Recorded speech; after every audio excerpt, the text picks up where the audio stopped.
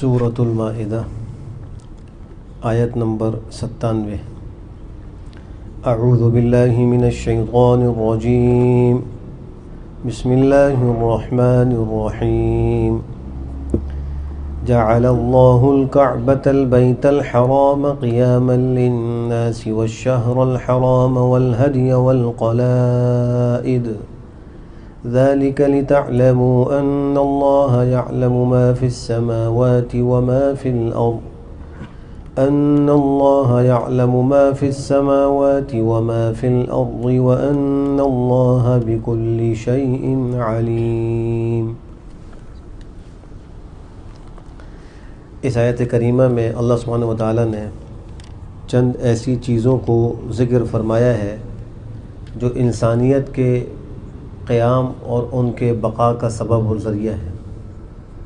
جب تک یہ چیزیں باقی رہیں گی، موجود رہیں گی، تو انسانیت بھی باقی رہے گی، اور جب یہ چیزیں ختم ہو جائیں گی تو اللہ انسانیت کو بھی ختم کر دے گا، قیامت قائم کر دے گا۔ ان میں سب سے پہلی چیز ہے کعبہ، جس کو ہم بیت اللہ الحرام کہتے ہیں۔ اس کو اللہ فرماتے ہیں کہ جعل اللہ الکعبۃ البیت الحرام، بنایا اللہ نے کعبے کو جو حرمت والا گھر ہے، قیاما للناس، لوگوں کے لیے قیام کا ذریعہ، لوگوں کی بقا کا ذریعہ بنایا ہے۔ اور پھر کچھ کعبۃ اللہ کے متعلقات ہیں۔ والشہر الحرام، حرمت والے مہینے کو بھی اللہ نے لوگوں کے لیے قیام کا ذریعہ بنایا۔ والہدی، اور ہدی کے جانور کو۔ والقلائد، اور ہار پہنائے ہوئے، گلوں میں پٹے ڈالے ہوئے جانوروں کو بھی اللہ نے لوگوں کے لیے قیام کا ذریعہ بنایا ہے۔ کعبہ چوکور عمارت کو کہا جاتا ہے، جو چیز چوکور ہو اس کو کعبہ کہا جاتا ہے۔ چونکہ بیت اللہ وہ ایک چوکور عمارت ہے، اس لیے اس کو کعبہ کہا جاتا ہے۔ عرب کا ایک قبیلہ تھا، قبیلہ خثعم، اس نے بھی ایک چوکور عمارت بنائی تھی۔ ان لوگوں کی بنائی ہوئی اس عمارت کو بھی کعبہ کہا جاتا تھا، لیکن کعبہ یمانیہ اس کو کہا جاتا تھا۔ تو ان کے کعبے سے فرق کرنے کے لیے بیت اللہ کو کہا گیا کہ الکعبۃ البیت الحرام، کعبہ کے ساتھ البیت الحرام کی صفت کو ذکر کرتے ہیں کہ کعبہ وہ چوکور مکان جو اللہ کا حرمت والا گھر ہے، اللہ نے اس کو انسانیت کی قیام کا ذریعہ بنایا ہے۔ مفسرین نے لکھا ہے جب تک بیت اللہ کی طرف رخ کر کے نماز پڑھی جاتی رہے گی اور بیت اللہ کا حج اور طواف کیا جاتا رہے گا، اس وقت تک یہ دنیا قائم ہوگی۔ اگر ایک سال بھی ایسا کوئی گزر جائے جس میں بیت اللہ کی طرف رخ کر کے کوئی نماز پڑھنے والا نہ ہو، کوئی طواف کرنے والا اور حج کرنے والا نہ ہو، تو اللہ اس ساری انسانیت کو لپیٹ کر، ساری زمین کو لپیٹ کے ختم کر دے۔ اور حدیث شریف میں آتا ہے کہ قیامت کے قریب ایک پتلی پنڈلیوں والا حبشی لشکر لے کر نکلے گا اور بیت اللہ کو شہید کرنے کے ارادے سے نکلے گا۔ راستے میں اس کا آدھا لشکر زمین میں دھسا کر ہلاک کر دیا جائے گا، آدھے کو بچا کر لائے گا۔ وہ بیت اللہ کے قریب تک پہنچے گا، لیکن اس کو منہدم کرنے کی نوبت نہیں آئے گی کہ اللہ فرشتوں کے ذریعے بیت اللہ کو اٹھوا دیں گے اور اسرافیل علیہ السلام کو حکم ہوگا کہ سور پھونک دو۔ جیسے بیت اللہ اٹھے گا تو سور پھونک دیا جائے گا اور زمین ختم ہو جائے گی۔ اللہ فرما رہے ہیں کعبے کو ہم نے لوگوں کے لیے بقا کا ذریعہ بنایا ہے۔ یہ تو ایک ظاہری اعتبار سے ہے، معنوی اعتبار سے بھی لوگوں کی بقا کا ذریعہ بیت اللہ ہے کہ بیت اللہ کی حرمت کو، اس کی عزت کو، احترام کو اللہ نے عربوں کے دلوں میں اتنا پیوست کر دیا تھا، باوجود ہے کہ وہ جاہلیت کے دور میں معمولی باتوں پر سال ہر سال تک لڑنے والے، چھوٹی سی بات پر 100 سال کی جنگ، 120 سال کی جنگ، یہ تو معمولی بات تھی۔ آپس میں ایک دوسرے کے ساتھ قتل و غارت گری کا معاملہ یہ تھا، لیکن بیت اللہ کا ایسا احترام تھا کہ یہ عرب کے لوگ بھی حرم کے اندر جب کسی اپنے باپ کے قاتل کو بھی دیکھتے تو اس سے انتقام کا جذبہ پیدا نہیں ہوتا۔ حالانکہ انسان اپنے والد کے قاتل کو کبھی بھی معاف نہیں کر سکتا، وہ کہتا ہے کہ اس نے میرے باپ کو قتل کیا، اور رہ کے اس کے دل میں جوش انتقام ابھرتا ہے۔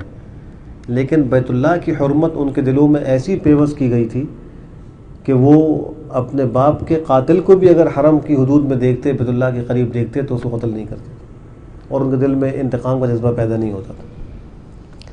اسی طریقے سے حرمت والا مہینہ، یہاں تو لفظ شہر سے ذکر کیا ہے، ورنہ 12 مہینوں میں 4 مہینے حرمت والے ہیں، ذوالقعدہ، ذوالحجہ، محرم اور رجب۔ عربوں کے ہاں قدیم زمانے سے ان مہینوں کی حرمت چلی آ رہی تھی، اور اس مہینے میں بھی وہ قتل و قتال کو بڑا گناہ سمجھا کرتے تھے، تو اللہ نے ان حرمت والے مہینوں کو بھی انسانیت کی بقا کا ذریعہ بنایا کہ اس میں لوگ ایک دوسرے کو قتل نہیں کرتے تھے۔ اسی طریقے سے ہدی وہ جانور ہے جس کو بیت اللہ میں قربان کرنے کے لیے لے جایا جائے، ثواب حاصل کرنے کے لیے، اللہ کا قرب حاصل کرنے کے لیے حدود حرم میں بیت اللہ کی طرف جس جانور کو لے جایا جائے اس کو ہدی کہتے ہیں۔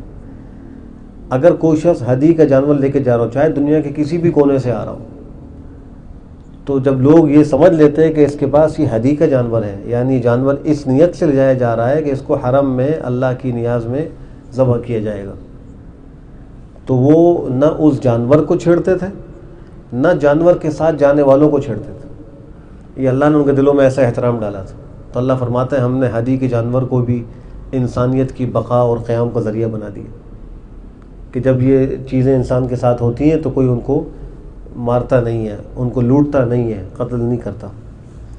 قلائد، قلادہ کی جمع ہے، قلادہ کہتے ہیں ہار کو۔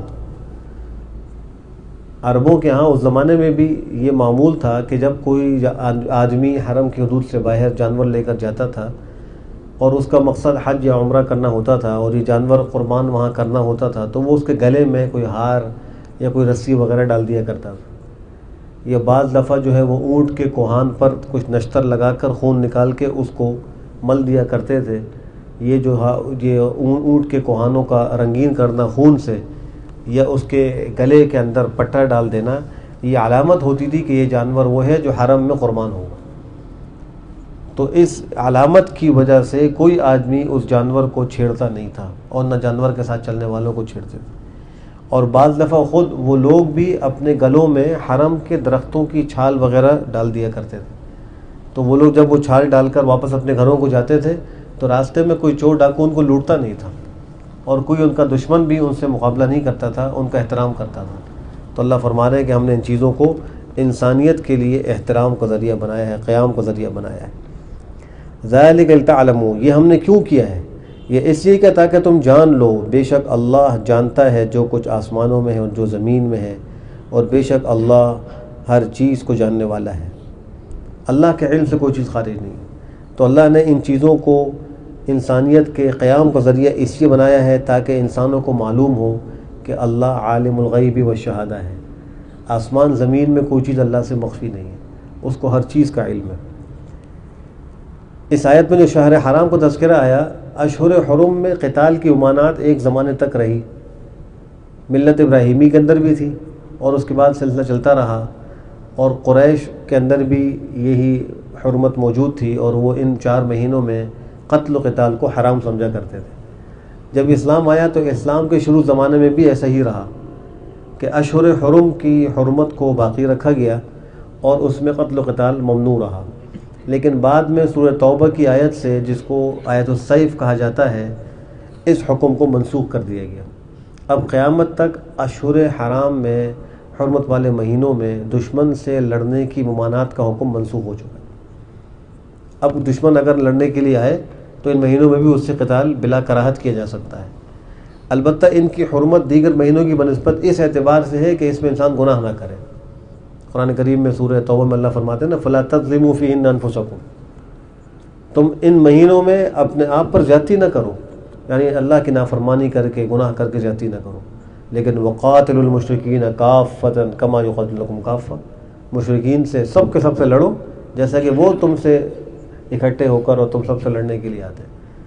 تو قتال جو تھا اس کی ممانعت کو ختم کر دیا گیا، لیکن اس اعتبار سے کہ اس میں گناہ سے بہت زیادہ بچنا چاہیے، ویسے ہی گناہ سے بچنا چاہیے، لیکن ان مہینوں کی حرمت کا زیادہ خیال کر کے اس میں اہتمام بھی کرنا چاہیے۔ اعلموا ان اللہ شدید العقاب وان اللہ غفور رحیم، جان لو بے شک اللہ بہت سخت عذاب اور سزا دینے والا ہے، اور بے شک اللہ بہت معاف کرنے والا، بڑا ہی مہربان ہے۔ یہ تینوں اللہ کی صفات ہیں، اللہ شدید العقاب بھی ہے، اللہ کی صفت ہے، غفور بھی ہے اور رحیم بھی ہے۔ اللہ سخت سزا دینے والا کن کو ہے؟ ان کو ہے جو اللہ کی نافرمانی کرے، اللہ کے ساتھ کفر کرے، العیاذ باللہ، اللہ کے احکام کو پس پش ڈالیں، ایسے لوگوں کے لیے اللہ شدید العقاب ہے۔ اور غفور الرحیم کن کے لیے؟ جو ایمان لائیں، اللہ کی اطاعت کریں، فرمانبرداری کریں، پھر کبھی ان سے گناہ ہو جائے تو فوراً معافی مانگ لیں، تو اللہ ایسوں کے لیے غفور الرحیم ہے۔ ما علی الرسول الا البلاغ واللہ یعلم ما تبدون وما تکتمون۔ جناب نبی کریم صلی اللہ علیہ وسلم کے دل میں انسانیت کی بڑی شفقت تھی، اور آپ کو بڑی ایک حرص تھی کہ لوگ اسلام لائیں اور جہنم سے بچیں۔ اس حرص کی وجہ سے آپ بہت زیادہ اپنے دل مبارک پر مجاہدہ برداشت کرتے تھے، بوجھ برداشت کرتے، تکلیف ہوتی تھی، اور قرآن کریم میں جا وجہ اللہ نے ذکر بھی فرمایا کہ آپ ان کے غم میں اپنے آپ کو ہلاک کر ڈالیں گے، فلعلک باخع نفسک، آپ اپنی جان کو ہلاک کرنے والے ہیں، اس بات پر کہ ایمان لے کر وہ نہیں آئیں گے۔ اس آیت میں پیغمبر کو یہ حکم ہو رہا ہے کہ رسول کے ذمے تو خالی پہنچانا ہے، اللہ کے احکام امت تک پہنچانا یہ رسول کی ذمہ داری ہے۔ اس کے بعد وہ امت ان احکام کو مانے، قبول کرے یا نہ مانے، یہ امت کی مرضی ہے۔ نفع و نقصان اس امت کے ساتھ ہوگا، رسول پہ کوئی نفع و نقصان نہیں ہوگا، اس اعتبار سے کہ امت اسلام لاتی ہے یا نہیں لاتی ہے۔ رسول نے اپنا کام پورا کر دیا کہ اللہ کے احکام پہنچا دیے، آگے امتوں کو اللہ نے یہ بھی بتلا دیا کہ دیکھو ان کو مانو گے تو یہ فائدے ہوں گے، اور نہیں مانو گے تو یہ نقصان ہوگا، اس کے بعد اختیار دے دیا۔ تو فرمایا کہ نہیں یہ رسول پر مگر پہنچانا، واللہ یعلم، اللہ جانتا ہے جو تم چھپاتے ہو، جو ظاہر کرتے ہو، اللہ کو سب معلوم ہے۔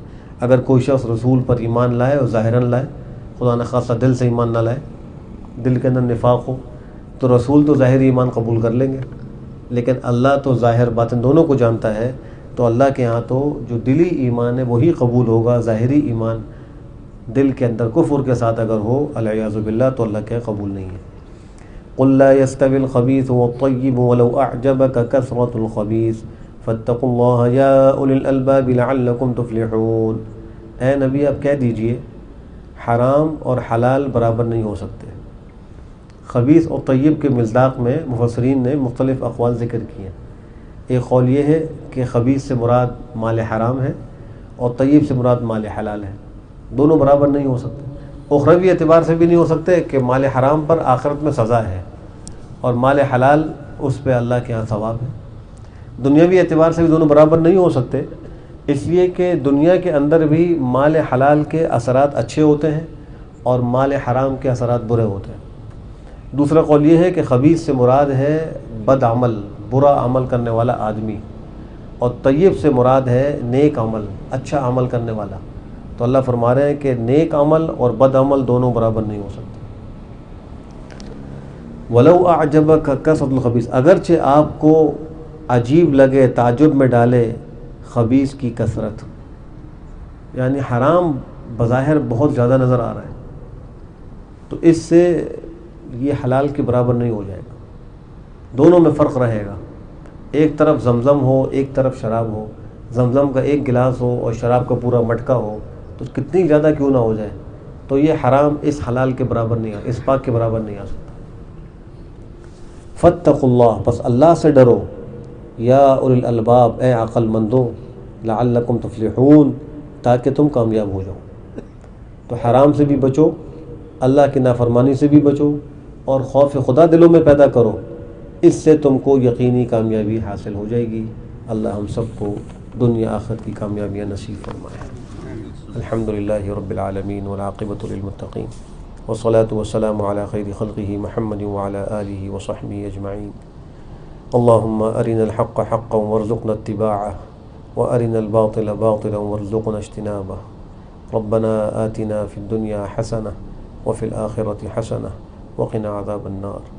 اے اللہ ہمارے صغیرہ کبیرہ گناہوں کو معاف فرما، اے اللہ پوری امت کے سارے گناہوں کو معاف فرما، اے اللہ جو بیمار ہیں ان کو شفا صحت عافیت نصیب فرما، اے اللہ ارحم الراحمین گھروں میں، ہسپتالوں میں، اے اللہ ظاہری باطنی امراض میں مبتلا تمام مریضوں کو شفا صحت عافیت نصیب فرما، اے اللہ جو اس دنیا سے ایمان کی حالت میں گزر گئے، اے اللہ ان کی بال بال مغفرت فرما، اے اللہ ان کے درجات کو بلند فرما، اے اللہ ان کے صغائر و کبائر کو معاف فرما، اے اللہ ہم سب کو مرنے سے پہلے آخرت کی خوب تیاری کی توفیق نصیب فرما۔ اے اللہ ان حاضرین کے دلوں میں جو بھی جائز خواہش ہے اس کو غیب سے پورا فرما۔ اے اللہ ہر مشکل کو حل فرما، تمام نیک مقاصد میں کامیاب و کامران فرما، ہماری دعاؤں کو محض اپنے فضل و کرم سے قبول فرما۔ سبحان ربک رب العزت عما یصفون وسلام علی المرسلین والحمد للہ رب العالمین، وصلی اللہ وسلم علی خیر خلقہ محمد وعلی آلہ وصحبہ اجمعین برحمتک یا ارحم الراحمین۔